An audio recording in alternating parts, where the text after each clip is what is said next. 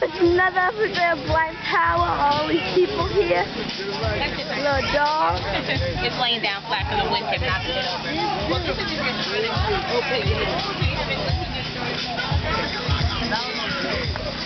Hey, cutie.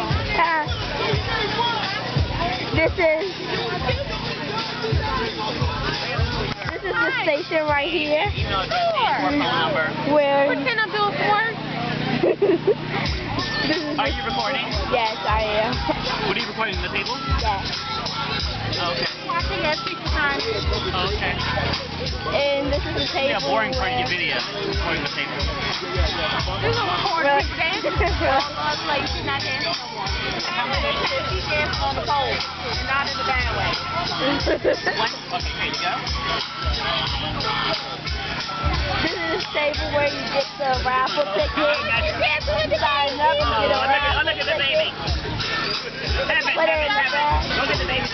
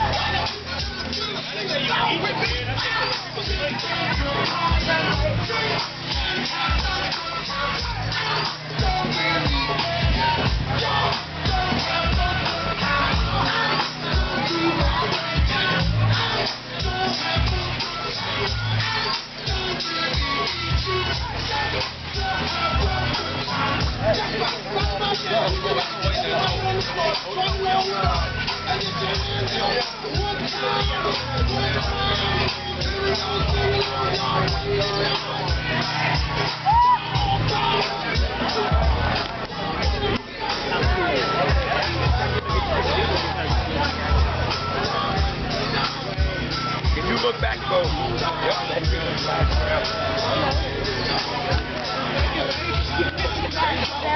It is working. I had them. What I mean is,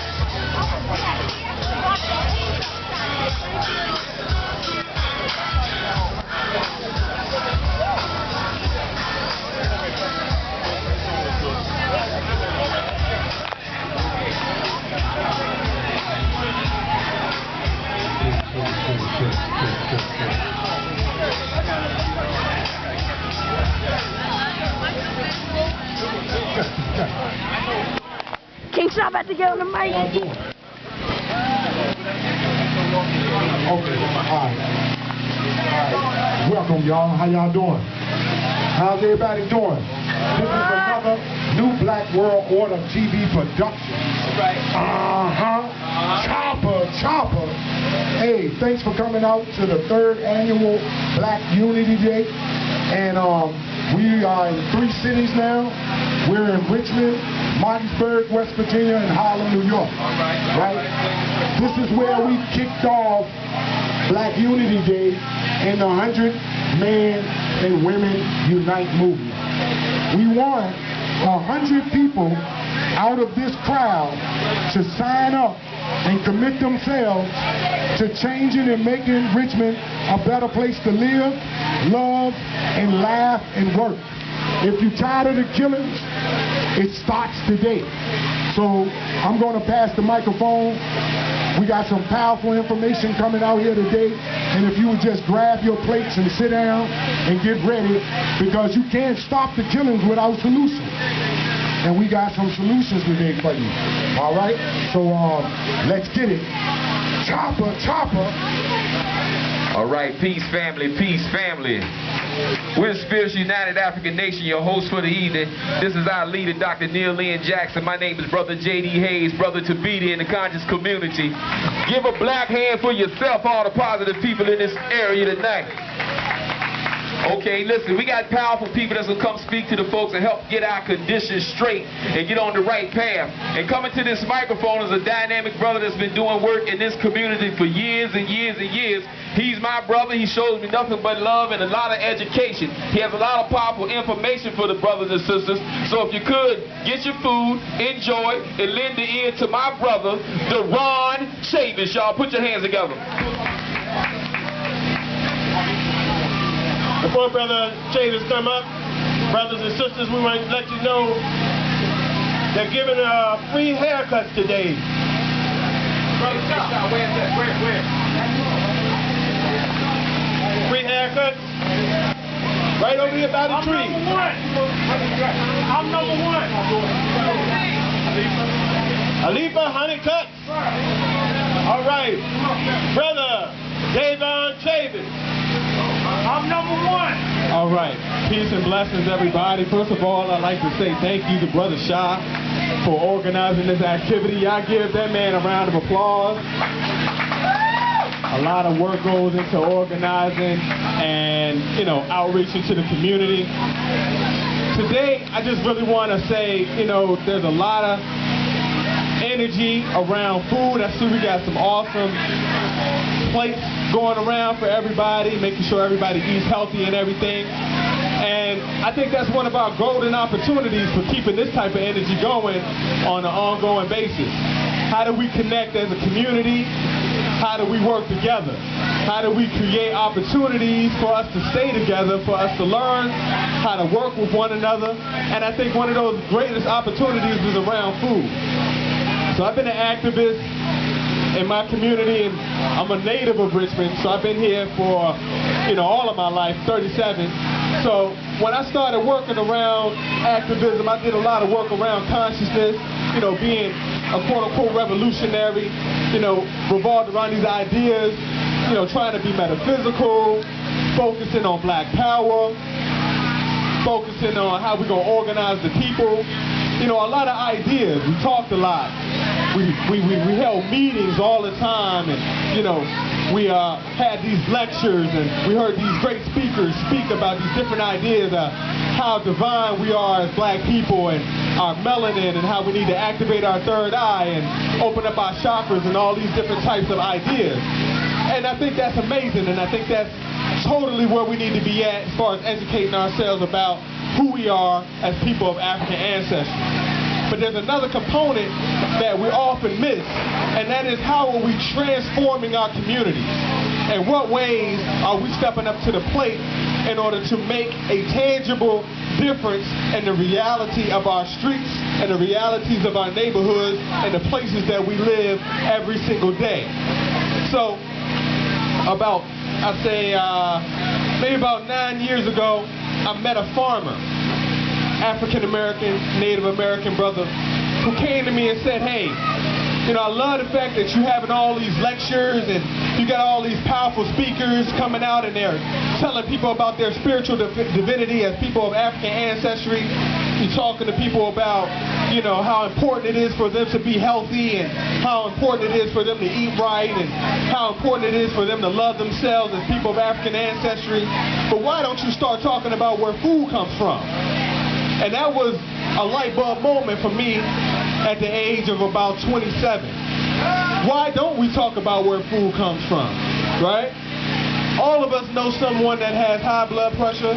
We know someone that has maybe had a heart attack, somebody that is living with diabetes, somebody that may have suffered from a stroke, somebody that may have passed away from cancer. We know children that have ADHD. We know children that have autism, children that have developmental delays. Inside of our community, those epidemics, those issues are affecting us as black people at the highest rate, right? So what is interesting is that all of those issues, from diabetes to high blood pressure to heart attacks, those things are killing us more than the black-on-black murders that we see in our communities on a regular basis. They're killing us more than the police that are shooting us down in the streets, right? Because one of the things that's important to understand is that we don't pay attention to the numbers of people in our community that are dying from heart disease, that are dying from diabetes, that are dying from cancer, because it's a slow death, right?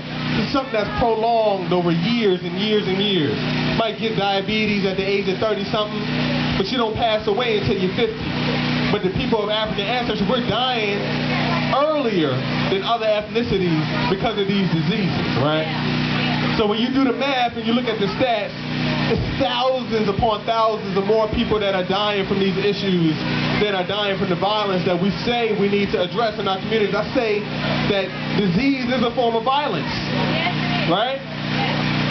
A war on your body is happening, and it's happening, you're being attacked through your food. The food that you put in your mouth every day, trying to nourish yourself. We live in neighborhoods that don't have grocery stores, right? It's a hard time for you to get to a grocery store if you live in, say, Gilpin Court, right? Or if you live in Jackson Ward, or if you live in Southside, if you live in Belmead or Ruffin Road, or if you live in Afton. It's hard pressed for you to find a grocery store that has fresh food that you can afford, right? We don't have Whole Foods in our neighborhoods. We don't have Trader Joe's, you know. So these spaces where we can get the organic, healthy food, they're inaccessible to us. So as a result, a lot of times we're stuck with the Hot Pockets and the Stouffer's meals and the, you know, the Doritos and the, you know, the chicken skins and all that different type of stuff, the potato wedges. Like, that's what we can get on a regular basis. But that's the food that's poisoning our bodies. At the same time, those are the foods that are poisoning our minds. So when I met the farmer, he said, hey man, you need to start talking about where food comes from. And I said, hey man, I don't know, you know, that much about the conversation. So I started working with him. We started doing pop-up farmers markets in the community. We would meet on a Saturday morning and we sell vegetables to people in the neighborhood. A lot of folks might remember I used to work in social services, and we promote, let people know, hey, come out and buy 20 pounds of vegetables for $20. So after working with this farmer for years, I started seeing, man, this man is about 70 years old. Here I am at a 30-year-old age, and this man is coming from Brunswick County every Saturday, loading his truck up with hundreds of pounds of food, and we're selling it to the community. What happens if this man hurts his back? What happens if this man can't get out of bed in the morning? Then we can't bring food to the community. So I'm thinking, like, I need to be soaking up some of this wisdom, soaking up some of this game from this elder, and learning how to grow food. So we start talking. He's like, well, why do people plant lawns and grow rose bushes in front of their lawn and they don't grow peppers and tomatoes, right? And I mean, some of the most commonsensical questions that you can imagine were stuff that was flying right over top of our heads, right? Opportunities that we have control over right now. These realities of us not having access to healthy food in our community, that's something that there is nobody blocking us from changing. And so, after witnessing this elder come and bring vegetables to our community for years, I started saying, hey man, I started feeling guilty. I started feeling like, dang man, why is it that I don't grow food, right? Why don't I know the science of how to garden? Why don't I know the science of how to farm, right? Here I am, a black person in America, ancestor of indigenous people, ancestors of enslaved Africans, and here we are several generations later, and we don't know anything about how to grow a vegetable. That's almost insane. When our labor built this country and created the industry of tobacco, the industries of cotton, the industries of just food production, we taught people of European ancestry how to do these things. And they stole our labor and built what I call dynasties that still exist to this day, right? But how is it that we've been disconnected from those conversations? A lot of us have grandparents that lived in the country, that had acres of land, right? But for many reasons, we moved to the city, trying to find jobs and get away from the races that existed in those areas. So So long story short, I started feeling bad, like, dang, man, I need to learn how to garden. So I started a garden. Started my first garden on South Side, at the corner of Forest Hill Avenue and McDonough, 33rd Street. And, you know, we transformed this little triangle of property that was nothing but grass. People would walk their dogs, go out there, and, you know, they might play a little frisbee or something or what have you. But we said, no, we're going to take this little triangle of property and we're going to turn this into a garden. And I worked with about 12, 14 people from our community. We came out, and over the course of the weekend, we created a garden. And it was in that moment that I realized that we have way more control over the realities in our community than we give ourselves credit for, right? So we started growing food there, and that little garden, those 12 plots multiplied into 20 plots, were then multiplied into 30 plots, and now that garden is still producing, and people are still growing food there on Southside. Here it is about 6 years later. From the garden, we started thinking about, well, how do we start to sell the produce that we grow, right? We're growing all these vegetables out here, and people say they don't have access, so why can't we connect those dots, right? How do I take this food that I've grown and sell it to this man who's looking for some fresh tomatoes and some fresh kale so he can make a salad, right? And in those spaces is where we have ultimate control. There are vacant lots inside of our communities where we live that, you know, it's overgrown, plenty of weeds. It might have been a house on it or what have you, and we walk past it every single day. And we look at it and say, oh, that's a mess. Somebody should go clean that up, right? But what about that somebody being you, right? Change starts with the man in the mirror. And when we look in the mirror at ourselves, we have to be accountable for the realities that we see right next door to us. So I challenge you, and this is a challenge to myself as well, but I challenge organizations. I challenge those of us who purport ourselves to be conscious, who purport ourselves to be revolutionary, to purport ourselves to be about the empowerment of our communities, to do the one thing that unites all of us. We all breathe air, right? We all take in deep breaths of air every morning, right? But one thing that we might do that each and every one of us does other than breathe air is we eat food. We eat tomatoes, we eat kale, we eat collard greens, we eat watermelon, we eat cantaloupe, we eat cabbage, we eat green peppers, we eat rainbow peppers, we eat butter beans, right? We eat squash, right? And there is nothing stopping us from taking over vacant lots in our community and creating spaces where we're farming and we're selling produce to the community that has had limited access to that food for generations. Nothing is stopping us, right? The only thing that's in the way is maybe the education and knowledge and access to seeds, right? But Mother Nature is most magnificent because food grows itself, right? All you need is water, sunlight, right? And some great soil. And my organizational work, we're here to teach you to do just that.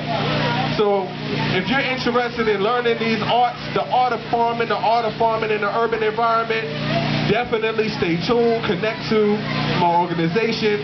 I work with Lewis Gannon Botanical Gardens, but also work with several other organizations. Renew Richmond as one, 5th District Mini Farm as 2. And next weekend on Saturday the 22nd, we're doing an event called Drums in the Garden. At 2208 Bainbridge Avenue, you'll be able to come see our mini farm. We'll be doing workshops, teaching people how to grow food, how to plant in your backyard. We'll also be showing people how to prepare healthy meals straight out of the garden. There'll be vendors there and yoga there, but it'll be a great opportunity for you to see how easy it is for us to transform our community. I'm going to end on this note. While we have awesome work to do in our community, I think the most awesome work that we have to do is learning how to work with one another. Learning how to show up for one another. And not just when it's time to come to the rally or go to the lecture, but on a day-to-day basis. How do we show up for one another? And that's what I've learned over the course of the years as I've been growing these farms and working with my community members and my comrades in this work. Because the garden, the farm requires you to show up, right? Because if you don't, those plants will wither and die. And if you are working with people that are committed to a consistent, regular, deliberate, intentional input of their energy to create something that will impact the community, it is life-changing. It moves us from out of these spaces, oh, this is my organization, and my organization is this, and your organization is that, and we can't agree, and we can come together on a common goal of feeding our community. That is a bigger picture that's bigger than the name of our organization, it's bigger than our logo, and it's bigger than the slogans that we may spit out to one another every day. So, in my world of food, in my world of urban agriculture, and my world of food justice, the most relevant work that we can be doing is keeping our people from dying from diet-related illness. And the most important thing that we can be doing right now, that there is nobody in the way of keeping us from doing, is growing food. And I hope, I pray, that we will realize that this is something that we have supreme control over, and we could change our communities in a growing season through growing farms. Thank y'all very much. I appreciate y'all time. I'm going to pass this off to the next man. Y'all enjoy y'all day. Big up to Shaw and his organization for pulling this together. Black Unity Day. It's great to see all these African faces and people supporting one another. But let's keep this energy going. Let's keep this energy rolling. And let's continue to liberate our family. Y'all have a great day. Peace and power. Right, let's give it up for Brother Davis. And brothers and sisters, let us give a big hand again for the new Black World Order. Let's get free. Farms, real estate, economics, education. That's what we need in order to free ourselves. Let's get free. All right, let's get free. That is the tone, and that is the continuous tone. Black power to all the people, man. All power to the people. That's how we get down. So listen, we got the leaders of the New South here. They've been involved with the Black Unity Day since inception, right? Second year? Okay, yeah, this is their second year here and there. And these brothers are doing a lot of good things in this community, especially for food access and all these things here. So I need you to lend the ear to the strong brother, Dynamite brother. We was partying good last night on a strong, black, powerful way, right? Y'all give it up for my brother Omari from the leaders of the New South, y'all. Peace, family, peace, peace. So when the brother Shy, when he told me about the movement, the Get Us Free movement, you know, the acronym FIEE, and he said that the F stood for farming, I knew that was something that I had to get involved with, because I started getting into food access in the city when we were advocating for transit. And I started noticing and researching and learning about how transportation and mobility will help you get access to jobs and access to better food and access to affordable housing. And I started realizing the big trade-off that happens with transportation, housing, and food as the three top expenses of a household. So I started getting into that and really looking into the food access and the healthy food in our communities, or the lack of the healthy food in our communities in the city of Richmond. And so, you know, they have this term, they call them food deserts. In the city of Richmond, you know, and all across the country, they call them food deserts.